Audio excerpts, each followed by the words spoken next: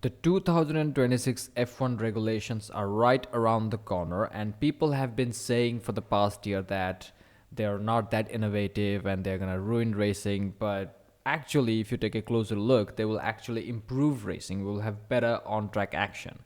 And in this video, we will go through various aspects, starting with dimensions and weight, going through how the power unit has changed. Then we'll talk a bit about active aerodynamics, as they call it. It's DRS. They just rebranded it for some reason. This is capitalism at its finest.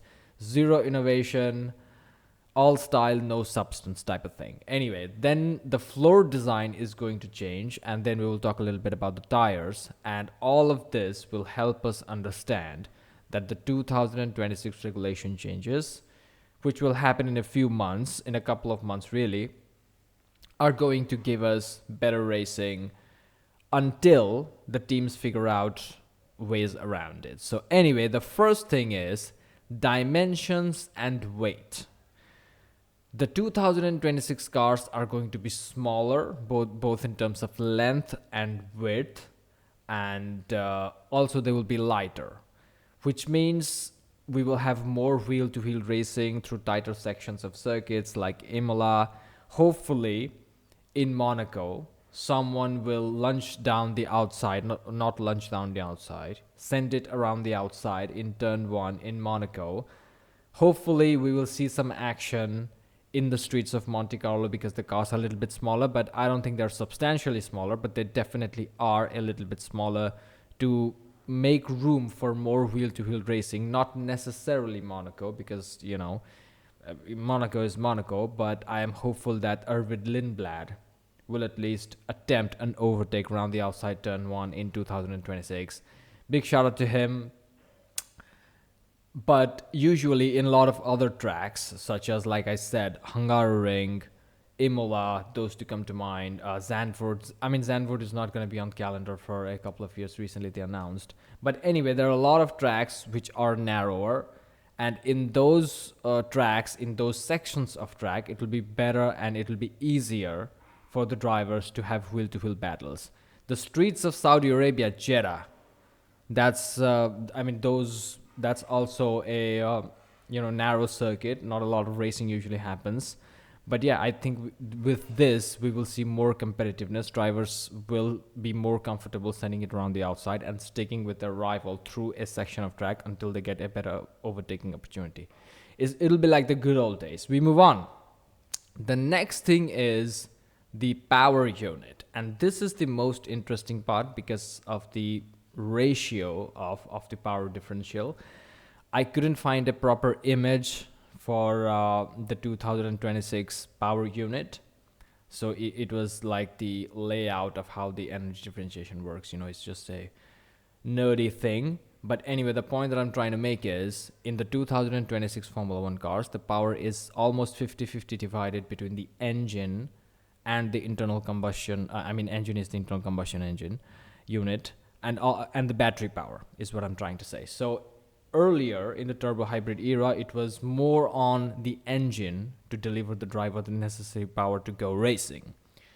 Now, obviously, this means whoever had the best engine will have theoretically a faster car and will have more advantage in power circuits and things like that, in traction races, exiting out of corners and shit like that.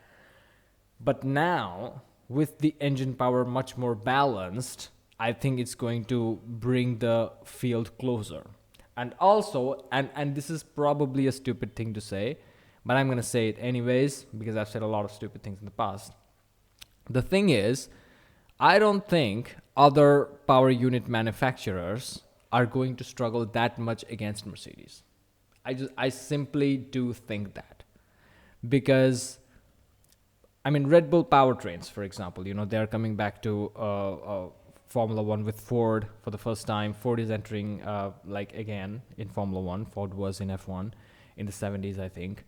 But now, they are going to have to design a engine which is only going to generate a little bit more energy than the battery system, slightly more, because if you can see at the numbers, It's 400 kilowatts compared to 350 of electric power, so which is basically 50-50. And designing a smaller engine with a lower output has its, simplicities. You know what I'm saying? Like if you have to, design a bigger engine, then the margins of gains are going to be tighter. You have to make very crucial good design and things like that. But smaller engine could be less complex in that regard.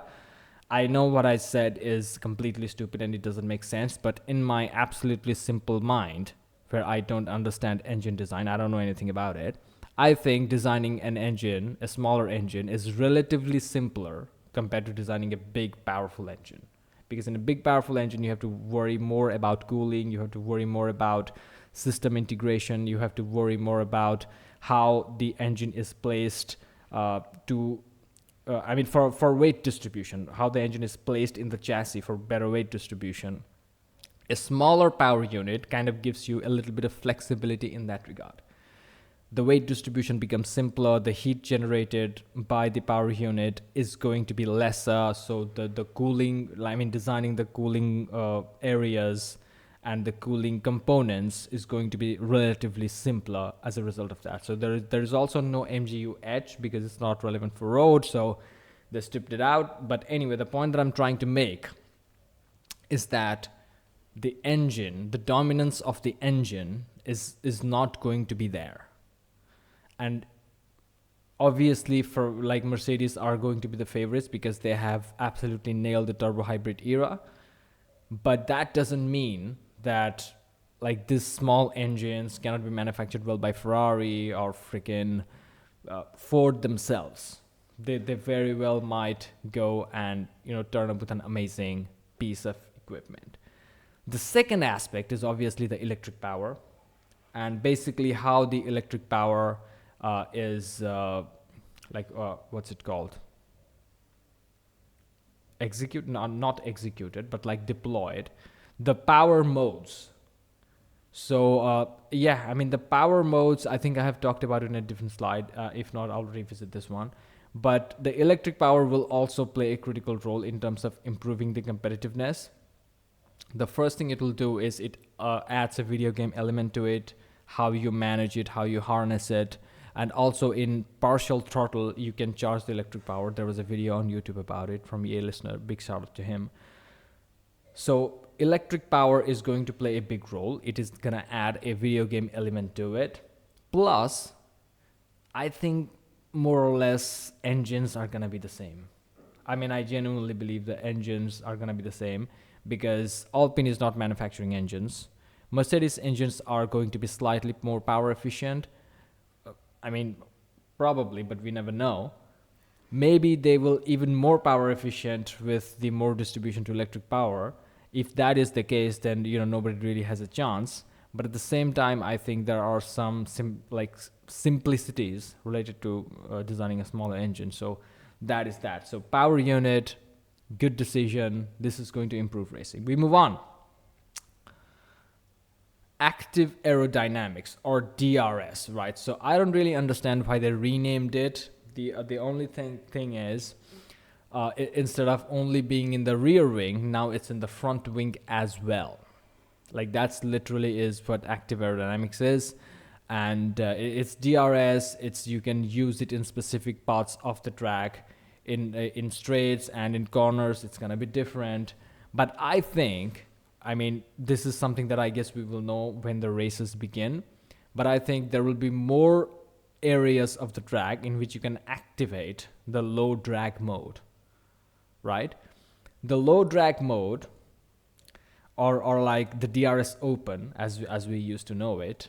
The DRS open was only available in designated straights where you are behind a car in certain distance. But I think the low drag mode in 2026 Formula 1 cars, this is going to be available even in smaller straights. Like in Baku, there are a lot of small straights.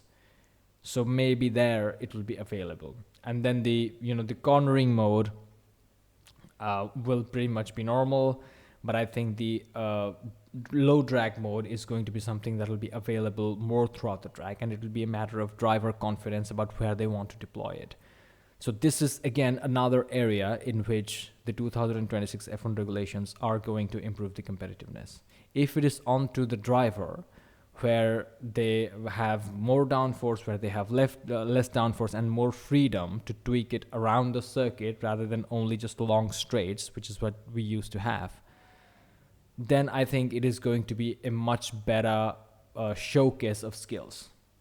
If a driver can handle more low drag areas, more power to them. If a driver can extract more time in high drag situations, then more power to them as well. So it is something that the team has to figure out, and the setup will play a lot of huge role in this scenario as well, because the differential of the amount of drag you have from low drag to high drag, if it is massive, then you really have to play on your strengths. If you can extract maximum lap time by having a draggy car because it's good around the corners, then that's how you have to kind of do the setup before the race, because throughout the race you're going to be stuck with it, and a lot of interesting technical elements also come into play. I'm pretty sure F1 Tech Talk will have some nice videos about it, but this enhances the video game element. But I guess we will get to know really once lights go out in Australia.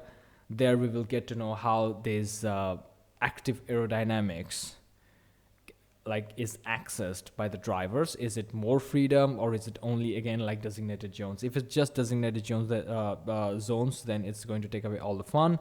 I hope it's more areas. So in that way, we will have more competitiveness. We'll have better relative racing. We move on. Floor and underbody. So this is a key thing that I wanted to talk about. First, as far as I recall, the beginning of the ground effect era, the reason why ground effect era was ushered in was to make sure that the cars can follow each other closely for better racing. Because before that, before 2022, the drag was simply too high for the cars behind to follow the car in front. Now, in the ground effect era, which promised to solve that problem, it only managed to solve it for like one season. And after that, all of the teams figured out how to direct turbulent air to the car behind them. All of the teams figured it out.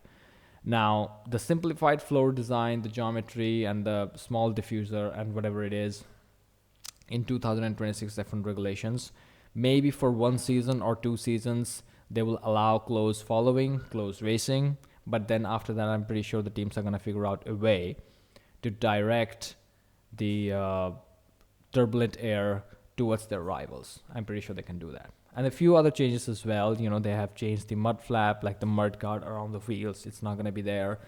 The barge board area is now much more sharper, so it gives even less freedom into, taking the air from the wheels, from around the wheels, and then sending it to their rivals in order to create a turbulent air, like using turbulent air for their advantage. A lot of drivers do that, especially Fernando Alonso. And also there is not going to be a beam wing in the rear wing of the 2026 Formula 1 cars. But despite these changes, I think the teams are going to figure out a way to send turbulent air behind to their rivals. I think they're going to figure it out. Maybe it's not going to happen in 2026, but down the line, later stages of 2027 and beyond, they will figure out a way. But this means that in 2026, we will have good racing. We will have amazing racing. We will have good following back-to-back. Maybe Charles Leclerc and Max Verstappen will fight for the world title, and then Ferrari will definitely find a way to fuck it up. I mean, this is just how it has been. Anyway, we move on. Last but not the least is tires. So the thing is, tires are bigger, the same dimension, but they are now less wide. And the justification is less drag in terms of aerodynamics, and also an interesting component is that the drivers will now have less mechanical grip. And the reason why they will have less mechanical grip is, again, because the contact patch is going to be small. This will actually improve racing even further if you think about the power unit situation. So the power units are going to be less powerful, and it's more going to be on the driver on how they deploy their battery power in which balance in order to get the maximum and best lap time.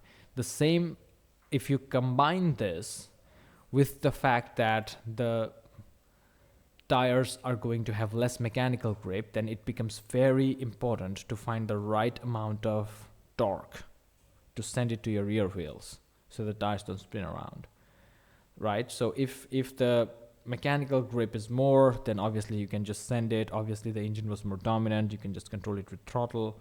But now the engine is not that dominant, and you have to use the battery deployments thing, and the tires also have less contact patch, like smaller contact patch. So a lot of variables to play with. It depends again a lot on how much the driver understands. I think Max Verstappen will have the maximum advantage based on how gamified the thing looks. Because if you like the battery deployment thing, for example, I mean, it's just where to use it. It's just basic video games. And then again, in the active aerodynamics, if the drivers have more freedom, again, we will find out how they're properly used. And I think in the recent video that F1 has uploaded, they have said that it's only gonna be useful the low drag situation in which you're like closer to a car head or something like that. I don't recall it fully, but we will see in the testing situation about where the drivers can activate it. And even if if the drivers have more freedom here, the advantage goes to Max Verstappen. He has done so much gaming that he's just going to have a lot of disadvantages, especially around. And again, with the tires, he is now becoming so much better at managing tires and extracting the best performance out of them. So it's actually ridiculous. So anyway, 2026 regulations are going to improve racing. It's going to give us better competition. Max Verstappen will have a little bit of advantage because of how much of a sim racer he is.